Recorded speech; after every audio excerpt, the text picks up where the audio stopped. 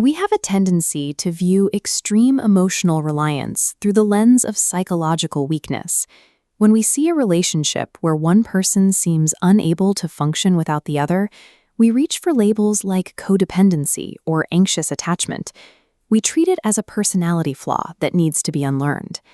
John Paul and Jennifer met in 2003 when they were only 13 and 11. From the outside, their bond looks like the definition of a problematic entanglement. John Paul doesn't just say he loves her, he describes them as one and the same. But John Paul's dependence on Jennifer is not a choice or a romantic exaggeration. It is a verifiable neurological survival mechanism.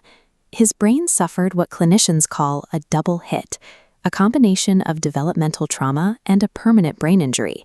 These two events physically stripped him of the internal hardware needed to regulate his own emotions. His neuroarchitecture incorporated her presence as a structural necessity to survive a catastrophic system failure. For John Paul, Jennifer is a biological requirement. The first hit is the software. When a child grows up in an environment of constant physical and emotional abuse, the brain makes a brutal trade-off.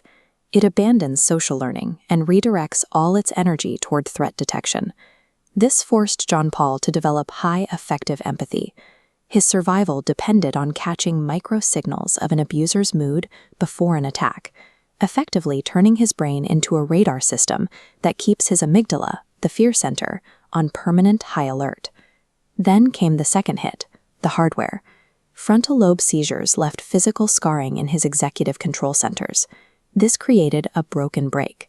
While a healthy brain calms fear, the signal from John Paul's emotional engine reaches full speed with no way to slow down. This creates a volatile paradox. A minor moment of irritation or a brief instance of fear instantly escalates into overwhelming panic without any internal filter. He is trapped with the raw emotional output of a traumatized child, but lacks the adult neurological brakes to regulate those feelings. In 2003, when John Paul and Jennifer met, he was entering a critical neurodevelopmental window.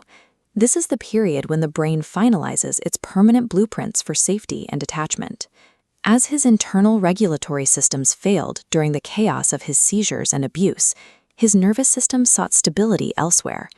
He began using Jennifer's calm presence as an external regulator.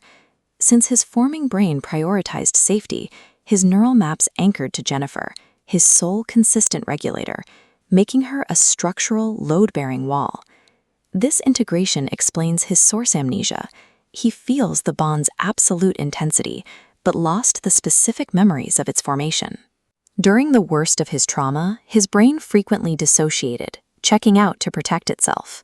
While his conscious memory was offline, his emotional brain cemented Jennifer as a survival symbol. This is identity fusion. Jennifer is a functional component of his brain's baseline operating system. John Paul also lives with organic alexithymia, a physical disconnection between the brain's feeling centers and its speech centers. He is structurally unable to translate his internal world into spoken words. To bridge this gap, he uses music as a prosthetic emotional device. The songs allow him to bypass his broken internal wiring and communicate his state to Jennifer.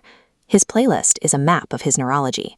In the song Wish You Were Here by Incubus, the lyric, "The world's a roller coaster and I am not strapped in," is a clinical description of his lost frontal lobe brakes. He is telling her he lacks the safety belts everyone else takes for granted. In My Demons by Starset, he asks Jennifer to save him if he becomes his demons. This is a plea for her to distinguish between his true self and the chaotic, involuntary output of his damaged hardware. This playlist acts as a clinical translation of his identity fusion. It is a tool designed to keep his external co-pilot engaged when his own voice fails. This fusion leads to social pain somatization. For John Paul, the prospect of Jennifer leaving is experienced as a crushing physical agony in his chest. This isn't a metaphor.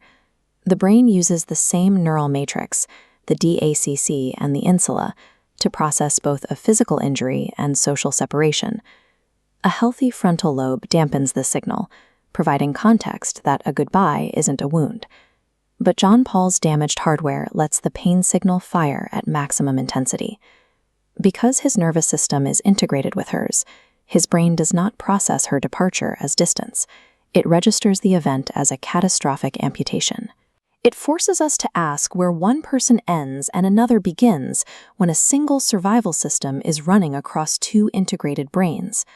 To his nervous system, losing Jennifer isn't a heartbreak, it's a threat to his very existence.